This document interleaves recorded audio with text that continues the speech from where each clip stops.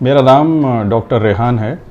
मैं general surgeon हूँ और मैं पाइल्स फिशर फिस्टुला के अंदर मैंने एक्सपर्टाइज हासिल की है, जिसको हम लोग मेडिकल टर्म के अंदर प्रोक्टोलॉजिस्ट कहते हैं या कोलोरेक्टल सर्जन कहते हैं।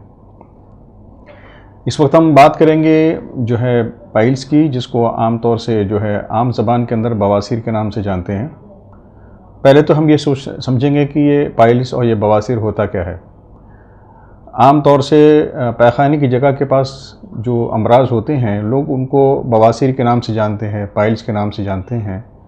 हालांकि हकीकत ये है कि पैखाने की जगह के पास जो अमराज और बीमारियां होती है वो मुख्तलिफ होती हैं एक दूसरे से। इसलिए आज मैं वाज़ेह करूंगा कि इसमें कितनी बीमारियां जो आम तौर से पाई जाती हैं। तो सबसे पहले हम बात करेंगे बवासीर की।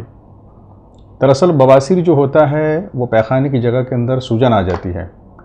हमारे पैखाने की जगह के पास जो नसें होती हैं, रगें होती हैं जिसमें से खून बहता है, ये रगें जो है सूज कर और फूल जाती हैं और बाहर की तरफ आना शुरू हो जाती है।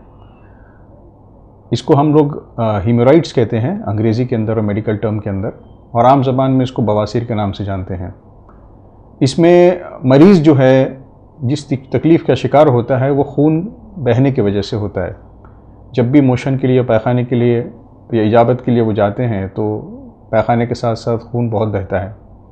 आम तौर से ऐसे मरीज़ जो है इस बात की शिकायत लेकर आते हैं कि जब हम पैखाना करने के लिए बैठते हैं, फारिग होने के लिए, तो जो कमोड होता है वो खून से जो है बिल्कुल स्प्लैश हो जाता है, इतना ज़्यादा खून जाता है।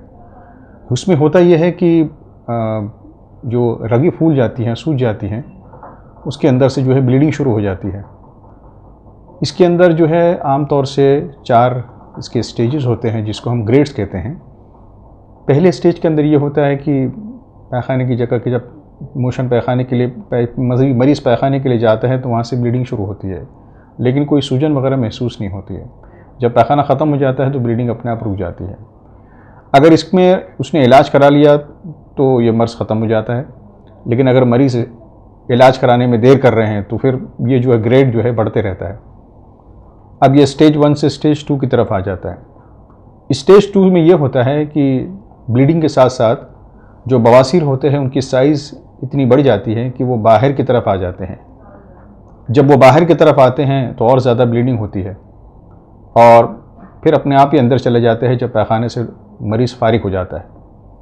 थर्ड स्टेज के अंदर ये होता है, या थर्ड ग्रेड इसमें ये होता है कि बाहर की तरफ इतना ज़्यादा उसकी साइज़ बढ़ जाती है, बवासीर की बाहर की तरफ आ जाते हैं, लेकिन अपनी तौर से जो है वो अंदर नहीं जाते। यहाँ तक कि मरीज़ को अपनी उंगलियों से जो है उसको अंदर की तरफ पैखाने में अंदर पुश करना पड़ता है। और जो आखिरी स्टेज है, जो लास्ट स्टेज होता है इसमें बवासीर के अंदर, उसमें इतना ज़्यादा बढ़ गया रहता है बवासीर का जो स्वेलिंग रहती है, जो सूजन होती है, कि वो बाहर की तरफ ही रहते हैं परमानेंटली, अंदर पुश करने से भी अंदर नहीं जाते। ये सबसे लास्ट स्टेज है। इस स्टेज के अंदर कॉम्प्लिकेशन के चांसेस बहुत होते हैं। मिसाल के तौर पर अगर मरीज़ इसका इलाज नहीं कराया तो उसके अंदर इन्फेक्शन हो जाता है, उसमें मवाद भर जाता है, या उसमें जो है खून आगे जम जाता है जिसको ब्लड क्लॉट कहते हैं। और पेशेंट जब बैठते हैं तो उनको तकलीफ़ होती है, पेन शुरू हो जाता है। तो ये सारे इसके जो है कॉम्प्लिकेशंस होते हैं।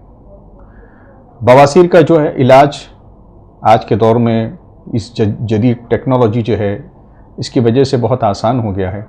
डॉक्टर्स के लिए भी, ऑपरेशन करने के लिए भी बहुत सहूलत हो गई है और मरीज़ के लिए भी बहुत आसान हो गया है। इससे पहले जब मरीज़ बवासीर का ऑपरेशन कराते थे तो उसके अंदर जो है काफ़ी दिनों तक उनको बिस्तर पर रहना पड़ता था, दवाखानों में रहना पड़ता था, जिसकी वजह से उनकी जो आम ज़िंदगी डिस्टर्ब हो जाती थी। लेकिन ये जदीद जो टेक्नोलॉजी, नई टेक्नोलॉजी आई है, इसकी वजह से जो है मरीज़ के लिए भी जो है ऑपरेशन कराना आसान है। इसमें दर्द बनिस्बत ओपन सर्जरी के जो है बहुत कम होता है और मरीज़ अपने काम पे फिर से दोबारा जल्द से जल्द जा सकता है। इसके अंदर कर कोई ख़ास इन्वेस्टिगेशन, कोई टेस्टिंग की ज़रूरत नहीं होती है, बल्कि लाजिम इस बात की ज़रूरत है कि मरीज़ डॉक्टर के पास जाए और उसको देखे। डॉक्टर देखते के साथ ही बता सकते हैं। हमारे पास एक एग्ज़ामिनेशन होता है जिसको हम प्रोक्टोस्कोपिक एग्ज़ामिनेशन कहते हैं। छोटा सी आला को अंदर डाल के हम देखते हैं कि वो कौन से ग्रेड का है, और इसके बाद जो है इस पेशेंट को ऑपरेशन के लिए हम तजवीज़ करते हैं। हमारे पास जो है मेवन मेडिकल सेंटर के अंदर हमारे पास जो है नई नई टेक्नोलॉजी है, जिसके अंदर जो है डॉपलर गाइडेड हेमोरेडिक आर्टरी लाइगेशन, जिसकी हम डीजे हाल कहते हैं, और हमारे पास लेज़र मशीन भी है, जो सबसे ज़्यादा लेटेस्ट टेक्नोलॉजी हमारे पास है। इसके अंदर जो है लेज़र मशीन के ज़रिए से छोटा सा इंजेक्शन की शक्ल में दिया जाता है उस बवासीर के ऊपर, और लेज़र की जो है गर्मी उसमें पहुंचाई जाती है, जिसकी वजह से जो बवासीर होता है वो सूखना शुरू हो जाता है। 2 से 3 हफ्ते के अंदर वो बवासीर बिल्कुल सूख के ख़त्म हो जाता है। तो इसके बहुत ही बेहतरीन रिज़ल्ट्स और नताइज हमने देखे हैं, जो पेशेंट के लिए बहुत ही आरामदेह होते हैं। ऑपरेशन के बाद, प्रोसीजर के बाद जो दर्द वगैरह होता है, बिल्कुल ऐसा बहुत कम दर्द होता है, जो आमतौर से पेशेंट बिल्कुल आसानी के साथ बर्दाश्त कर सकते हैं और अपने रोज़ाना के कामकाज पे जा सकते हैं। तो अगर आप में से किसी को बवासीर की शिकायत है या कोई ऐसी शिकायत है जिससे मालूम होता है कि शायद पाइल्स है, तो हमारी तरफ से एडवाइस ये है कि आप उस पर जो है उसको डिले ना करें, उसको पोस्टपोन ना करें, बल्कि जितनी जल्दी आप हमारे पास आ जाएंगे और आप तजवीज़ और उसको डायग्नोस करा लेंगे, उतनी जल्दी हम आपका इलाज शुरू कर सकते हैं। ऐसे मर्ज़ है ये कि अगर इसको जितना आप डिले करेंगे उतना जो है मर्ज़ और ज़्यादा बढ़ते रहता है, कॉम्प्लिकेशन के चांसेस ज़्यादा है। उस स्टेज में अगर ऑपरेशन करेंगे तो ऑपरेशन बड़ा हो जाएगा, उस पर खर्चे भी ज़्यादा होते हैं, उसमें दर्द भी ज़्यादा होता है। आप जितनी ज़्यादा जल्दी आकर और जितने पहले स्टेजेस के अंदर आकर हमसे इलाज कराएंगे तो आपका ऑपरेशन भी आसानी के साथ हो जाएगा और ऑपरेशन के बाद तकलीफ भी कम होगी और कम से कम खर्च में आपका काम हो जाएगा। Thank you so much.